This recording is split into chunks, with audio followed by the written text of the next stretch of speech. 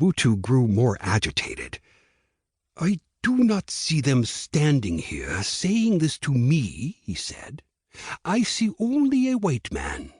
Who appointed you their savior? You do not speak for them. You are not African.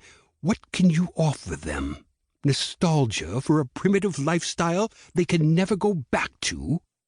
What they want is a chance to determine their own destiny, not what you dictate," Tarzan said. "It takes more than a strong man with a knife and a bow to solve the problems of modern Africa. Africa is changing, and—" The carved oak door behind Tarzan swung open, and in rushed a soldier who, upon beholding the sight before him, reached for his sidearm.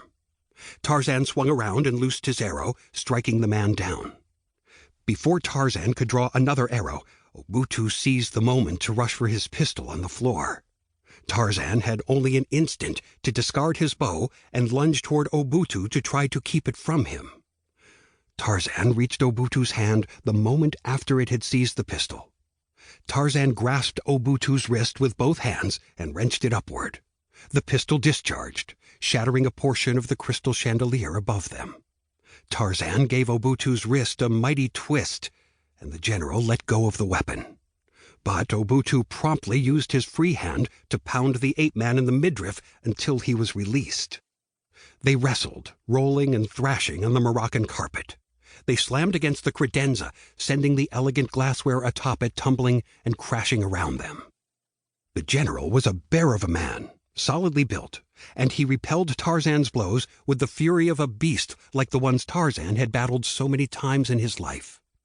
Obutu managed to land several blows that nearly threw the ape-man off, but Tarzan fought with a tenacity that, years away from primitive jungle life, had not diminished.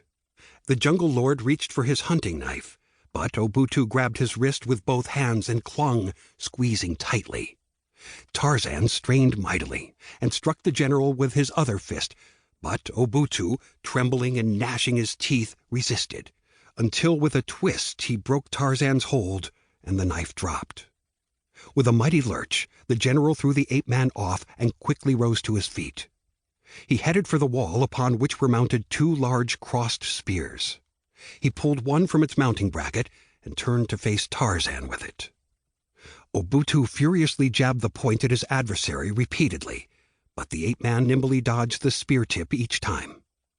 They stared at each other for a moment, like two great cats eyeing each other's every move, both panting.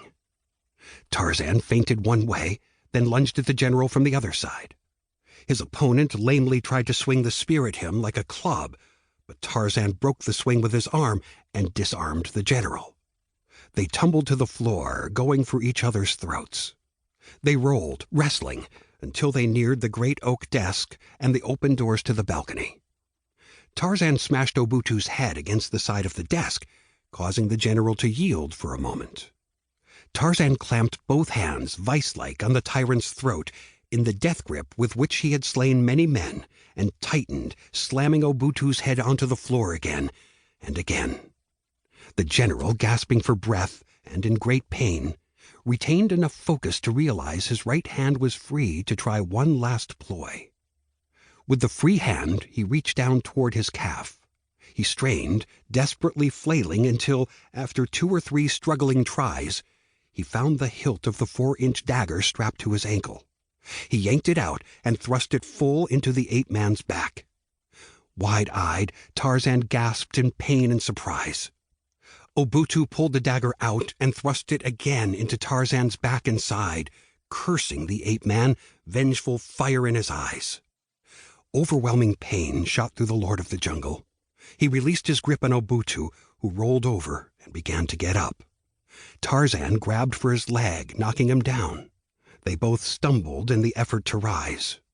Tarzan grasped Obutu by the shoulder and, with a painful wrenching motion, managed to spin him halfway around, enough to land one hard blow to his jaw.